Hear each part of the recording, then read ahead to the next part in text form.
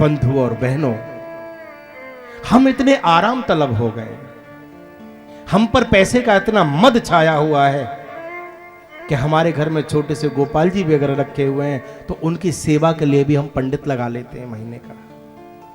पंडित जी आपको 1000 रुपए महीने के देंगे, आपके हमारे ठाकुर जी को स्नान करा दिया करो, आरती कर दिया करो, पूजन कर दिया करो, ये कर दिया करो, वो कर दिया करो। नहीं करना चाहिए, ऐसा नहीं करना चाहिए। खुद करो, खुद करो। हम दूसरों से कहते हैं अच्छा लोग भी ऐसे हैं, हम तो दूसरों के लिए क्या, हम तो खुद ही ऐसे हैं। कोई यजमान हमसे कहे कि महाराज जी हमें ये दिक्कत है, हमें ऐसा, हम कह देते हैं ठीक है भैया तू हमें पैसे दे दे, हम तेरे नाम का वृंदावन में जाके ऐसा ऐसा कर देंगे। हम पैसे ले आए, वृंदावन में इधर से उधर घूम रहे, कुछ नहीं करा, पैसा खाया, खत्म। वो बेचारा बैठा है कि हाँ महाराज जी कर रहे होंगे। वो होता है ऐसा। खुद करो। प्रेम पत्र खुद के लिखे में आनंद आता है पढ़ने में। जब हम अपने प्रेमी को कोई प्रेम पत्र लिखते हैं ना, उस पत्र को हम पढ़े या वो पढ़े तो फीलिंग आती है।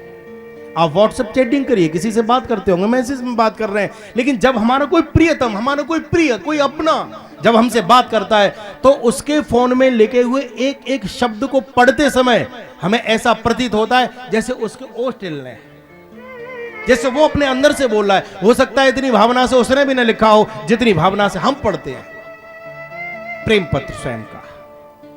मीरा जी ने किसी दूसरे के भजन नहीं गाए, सूरदास ने दूसरे के पद नहीं गाए, अपने गाए, अपने भाव, अपनी पूजा, अपना ठाकुर, अपना भजन, अपना नाम। यह भी एक विधा है अनुष्ठान की कि आप दूसरों से अनुष्ठान करा सकते, कराना चाहिए, कराओ, कोई बात नहीं, लेकिन कुछ अपना चाहिए, कुछ चाहिए।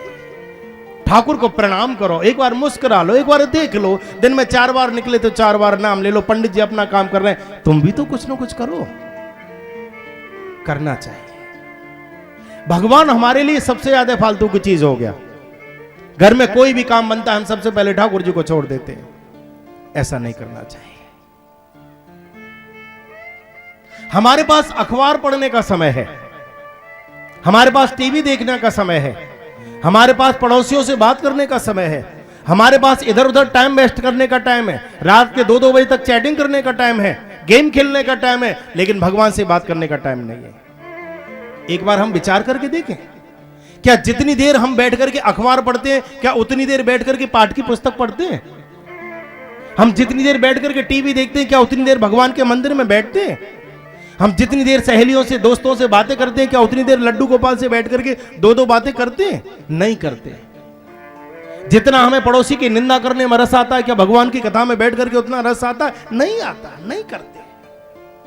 कितने लोग ऐसे हैं, कितनी मैया ऐसी हैं जिनके घर में लड्डू गोपाल जी की सेवा होती है, वो कभी सोचती हो कि अगर मुझे गर्मी लग रही है तो मेरे गोपाल को भी गर्मी लग रही होगी, मुझे सर्दी लग रही है तो मेरे गोपाल जी को भी कंबल चाहिए। हर बर्थडे पे मैं अपने बच्चे के लिए नए कपड़े लाती हूं तो कभी सोचा है कि लाओ गोपाल जी के लिए भी नई ड्रेस लेकर के आए? नहीं सोचते। कितने लोग ऐसे हैं जो सोचते हैं कि गोपाल जी के भोग में हमें आज ये कुछ करते हैं? नहीं करते। आप बाहर जाते हैं, बाहर जाकर के घर पे फोन करते हैं, पत्नी से बात करते हैं, कैसी हो? बोले अच्छी हो। बच्चे बोले अच्छे हैं, पड़ोसी बोले वो भी ठीक है, और वो बोले वो बिल्कुल भी ठीक है। हम फोन पर दुनिया की बातें करते हैं, लेकिन क्या एक बार भी ये भी पूछते हैं कि घर में रखे हुए गोपाल जी कैसे हैं, गोपाल जी की सेवा कैसी चल रही है? हम बाहर से सामान खरीद के लाते हैं, साड़ी पत्नी के लिए, अपने लिए कपड़े, बच्चों के लिए कपड़े, पड़ोसियों के लिए गिफ्ट। क्या कभी बाहर जाके ये मन आता है हमारा कि एक छोटा सा बच्चा घर में और बैठा हुआ है, उसके लिए भी ड्रेस ले जाए? 4 चॉकलेट खरीदते समय मन करता है कि लाओ 1 चॉकलेट गोपाल जी को भी लेकर के जाए। कभी किसी मां के हृदय में यह भाव आता है कि छोटा सा बच्चा मेरा भूखा डोला है, मेरा लड्डू गोपाल भी भूखा होगा। केवल 2 चिनौरी या 1 बतासा रख दिया और गोपाल जी का काम हो गया। यशोदा मैया पूरे दिन दूध का गिलास लेके पीछे भागती है, बेटा थोड़ा दूध पी ले, थोड़ा माखन खा ले, लाला तेरी चोटी बढ़ जाएगी, तेरा ब्याह कर दूंगी, ले कुछ खा ले। ऐसा गोपाल जो ब्रज गोपियों की नाक में दम कर देता है, जाकर के माखन मिश्री लेता है, वो गोपाल जो प्रत्येक पल भूखा रहता हो, ऐसा गोपाल हमने पिंजरे में बंद कर दिया ला करके। धूल जमी पड़ी है, कभी कोई वस्त्र नहीं पहनाते, कभी ठीक से भोग नहीं लगाते। क्यों? क्योंकि वो तो पीतल का है, उसको तो ठंड लगती नहीं, उसको तो भूख लगती नहीं। और जब पीतल का मान करके आप सेवा करेंगे तो परिणाम पीतल का ही आता है, साक्षात का नहीं आता। जब आप पर कोई विपत्ति आती है तब आप नाक रगड़ के बैठ करके रोते हैं, लेकिन जब तक आप ठीक रहते हैं उसकी तरफ देखते नहीं। ऐसा नहीं करना चाहिए। कितनी माता ऐसी हैं जिन्हें ऐसा लगता हो कि गर्मियों में अपने गोपाल जी को बाहर लाके सुलाया जाए। कितनी माता जी ऐसी हैं जो सोचती हैं हमारे लड्डू गोपाल को लेकर के हम भी कथा में ले चलें, हम भी कथा सुनवा के लाएं, थोड़ा हम भी कहीं बाहर घुमा के लाएं। आप 4-4, 6-6 दिन बाहर चले जाते हो, गोपाल जी घर में रख के रहते हैं मुंह के प्यासे, उनसे कोई लेना देना नहीं। अरे कम से कम इतना ही कर जाओ, पड़ोसन को ही दे जाओ कि हमारे गोपाल जी देखते रहना। तो आप नहीं करते, इसीलिए परिणाम भी अच्छा नहीं आता। खुद करना चाहिए। बहुत बड़ी साधना मत करो, बहुत बड़ी पूजा मत करो, छोटी करो। हमारे पास नहीं ऑफिस के टाइम के हम बैठ करके 4 घंटे पाठ करें, छोटा सा काम। सुबह ऑफिस के लिए तैयार हो, बढ़िया कपड़े अपने पहनो, पूरी तैयारी करो और आओ गोपाल जी के मंदिर की ओर देखो, हाथ जोड़ो, प्रणाम करो और प्रणाम करके बता दो मैं अभी जा रहा हूं, शाम को 5 बजे लौट करके आऊंगा, तब आपसे मिलेंगे। बस इतना कह दो और आप चले जाइए। मैं आपको सामान्य जगत की बात बताता हूं। जो बच्चा अपने माता पिता को यह कह के जाता है कि मैं शाम को 5 बजे आ जाऊंगा मम्मी, और बूढ़ी माँ के लिए 5 बजे जब कोई चाय लेकर के आता है तो माँ क्या कहती है, थोड़ा रुक जा, हमारा बेटा भी आता होगा, दोनों कप एक साथ बना देना, मैं और लल्ला दोनों साथ साथ पी लेंगे। जब तक वो नहीं लौट करके आता माता पिता को चिंता रहती है, लड़का अभी आया क्यों नहीं, 5 बजे की कह के गया था अभी नहीं आया। कोई पूछने आता है तो माँ कहती बेटा 5 बजे की कह गया है, 5 बजे तुम आना। लेकिन जो बच्चे बता करके नहीं जाते, अपनी माँ से बोल करके नहीं जाते, और उनके बारे में जब कोई आके पूछता है कि लल्ला कब आएगा, तो क्या कहती हैं, बोले पता नहीं भैया, कब आएगा कब जाएगा, हमसे तो बातें नहीं करता, हमको नहीं पता। तो माता पिता भी निश्चिंत हो जाते हैं उसकी तरफ से। और जो बता के जाता है उसकी माता पिता चिंता करते हैं कि सकुशल आना चाहिए, और ऐसे ही वो भी तो हमारा माई बाप है। हम श्लोकों में गाते हैं कि नहीं, त्वमेव माता च पिता त्वमेव, हम आरती में भी गाते हैं माता पिता तुम मेरे शरण गहूं किसकी। तो जगत नियंता जगदाधार माता पिता को अगर आप बता के जाएंगे कि मैं शाम को 5 बजे ऑफिस से आऊंगा, तो शाम को 5 बजे ऑफिस से सकुशल वापस सुरक्षित लौटाने की जिम्मेदारी ठाकुर की बन जाती है। आप आराम के साथ आएंगे। एक बार करो तो सही, हम करते नहीं। शाम को लौट करके आओ, पुनः प्रणाम करो, आपकी कृपा से आ गए, इतना भजन पर्याप्त है। माताओं को अलग से कुछ करने की आवश्यकता नहीं।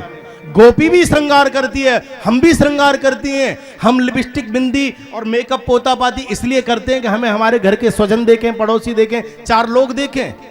लेकिन गोपी भी श्रृंगार करती है, वो पति के लिए नहीं करती, वो बस यही करती है जब गोपाल आए, जब मेरा ठाकुर आए और द्वार खोल करके जब मुझसे कह रही भाभी तू कैसी है, तो मुझे देखते ही प्रसन्नता से मन भर जाए कि मैं सजी हूं तेरे लिए, किसी और के लिए नहीं।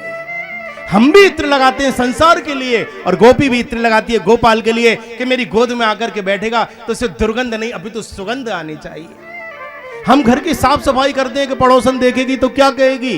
गोपी घर की साफ सफाई करती है, ठाकुर आएगा, मेरा गोपाल आएगा, कहीं उसके चरणों में कोई तिनका न चुभ जाए, इसलिए पूरी सफाई करती है।